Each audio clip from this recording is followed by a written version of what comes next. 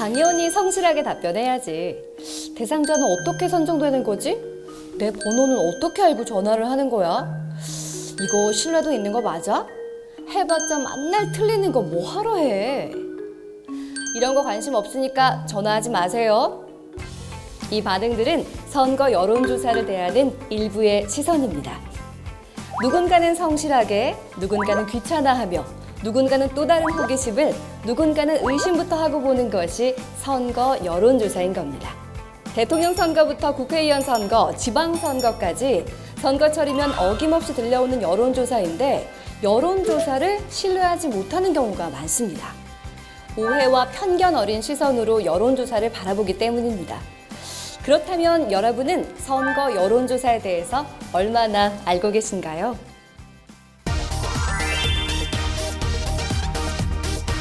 민주주의에 있어 여론이란 사회 대중의 공통된 의견이라고 할 수 있죠.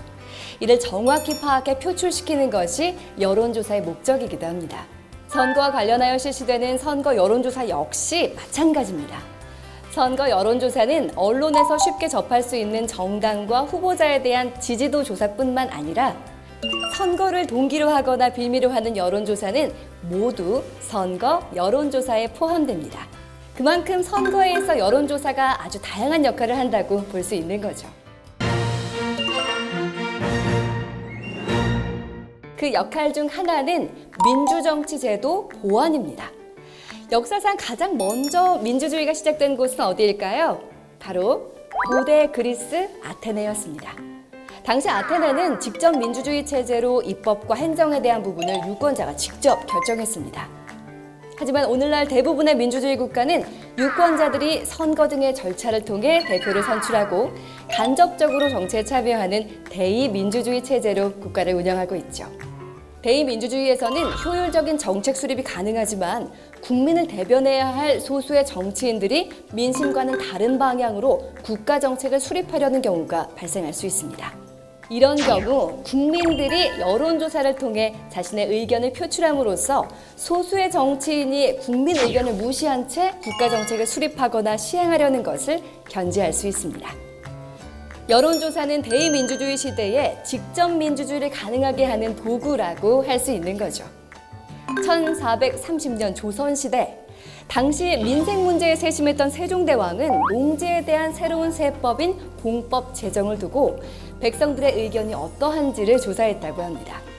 이미 530년 전부터 여론조사는 정치에 있어 아주 중요한 역할을 해왔던 거죠. 오늘날의 정치인 또한 국민들의 목소리에 귀를 기울이기 위해 여론조사를 실시하고 있는데 이는 선거에 있어 더욱 전략적으로 활용되기도 합니다. 유권자의 정책적 관심과 입장을 신속하게 파악해 그에 부응하는 공약을 개발하고 선거 전략을 수립하는 겁니다. 공약은 유권자의 표심을 좌우하는 도구 중 하나인데 여론조사를 통해 정책의 호불호를 확인하여 유권자들의 마음을 사로잡을 수 있는 공약을 만들 수 있는 거죠. 출마 후보자를 선정하는 데도 여론조사가 활용됩니다. 여론조사는 출마 의사를 표시한 다수의 후보자 중 경쟁력 있는 소수의 후보자를 압축해주는 여과 기능을 수행합니다. 난립하는 후보자 중에서 유권자들이 주목해야 할 후보자가 누구인지 알려주는 것이죠. 한편 정당의 규모와 역할이 증대됨에 따라 당내 경선 또한 활발히 이루어지고 있는데요.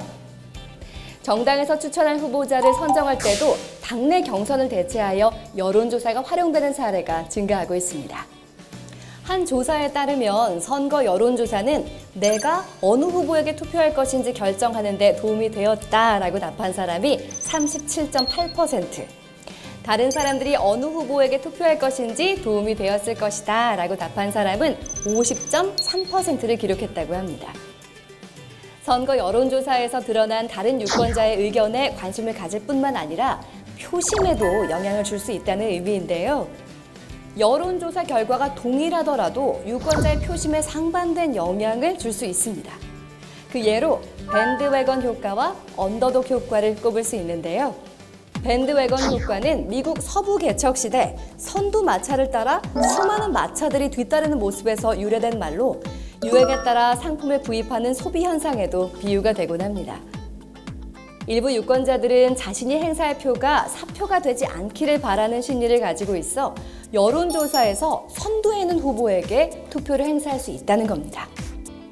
언더독 효과는 투견장에서 상대의 밑에 깔려 지고 있는 개가 더욱 분발해 이겨주길 바라는 마음에서 비롯된 것으로 뒤처지는 후보에게 동정표를 던지는 현상을 말합니다.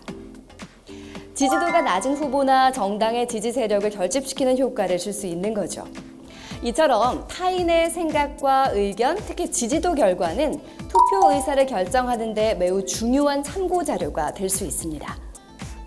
뿐만 아니라 선거 여론조사는 선거와 관련하여 예비선거의 기능을 수행하기도 하고 선거에 대한 국민들의 관심을 높여주는 등 현대 민주주의에 있어 그 중요성이 날로 더해지고 있습니다.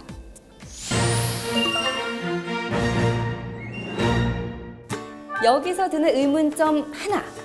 이렇게 중요한 역할을 하는 선거 여론조사인데 왜 나한테는 지금까지 단 한 번도 연락이 오지 않았을까 궁금한 분들이 있으실 겁니다. 이유가 뭘까요? 여론조사에는 두 가지 방법이 있습니다. 조사 대상이 되는 모든 사람을 조사하는 전수조사와 전체 유권자 중 일부만 뽑아 설문조사를 통해 유권자의 의견을 확인하는 표본조사인데요. 통계청에서는 5년마다 전 국민을 대상으로 모든 사람과 주택의 규모, 특징 등을 파악하는 인구주택 총조사를 실시하고 있습니다. 2020년 시행된 인구주택 총조사의 조사 기간은 한 달 이상으로 투입된 인력만 약 3만 명, 그에 따른 예산은 약 949억 원이었다고 합니다. 만약 선거 여론조사를 인구주택 총조사처럼 전수조사로 실시한다면 어떨까요? 많은 시간과 비용이 소요될 뿐만 아니라 빠르게 변화하는 여론을 반영하기도 어려워집니다. 여론이 급변하는 선거 기간 동안 유권자의 의견을 수렴하기에 전수조사는 적합하지 않다는 거죠. 반면 표본조사는 비교적 신속하고 정확하게 유권자의 의견을 파악할 수 있기 때문에 대부분의 선거 여론조사에서는 이 표본조사를 활용하는 겁니다. 대통령 선거는 1,000명, 광역단체장 선거는 800명, 지역구 국회의원 선거 500명, 지역구 지방의회 의원 선거는 300명 이상 표본으로 실시되는데요. 이렇게 적은 표본으로 유권자의 의견을 어떻게 파악할 수 있을까요?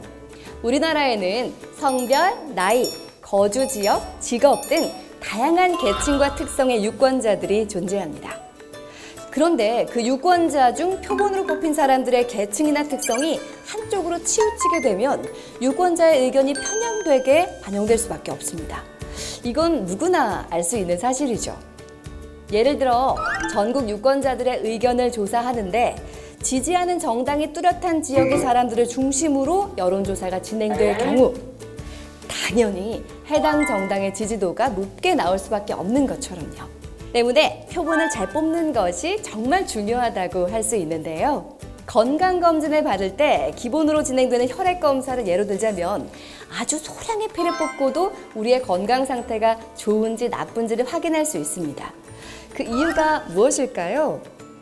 바로 혈액은 항상 순환하기 때문에 그 질이 균등해진다는 겁니다. 여론조사에서도 모든 유권자에게 표본으로 뽑힐 기회가 동등하게 주어진다면, 즉 무작위로 표본이 선정된다면 다양한 계층의 의견이 골고루 반영될 수 있기 때문에 유권자 전체의 의견을 대표할 수 있는 여론조사 결과가 나올 수 있는 겁니다.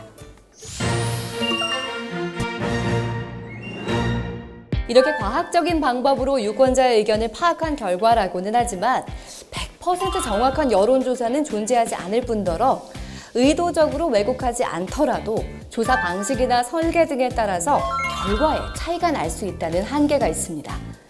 또한 선거 여론조사는 대부분 언론 등을 통해 유권자에게 전달되고 소비되는데 같은 여론조사 결과라도 전달하는 사람의 의도나 표현 방식에 따라서 다른 의미로 해석되어 유권자의 올바른 의사결정을 방해할 수도 있습니다.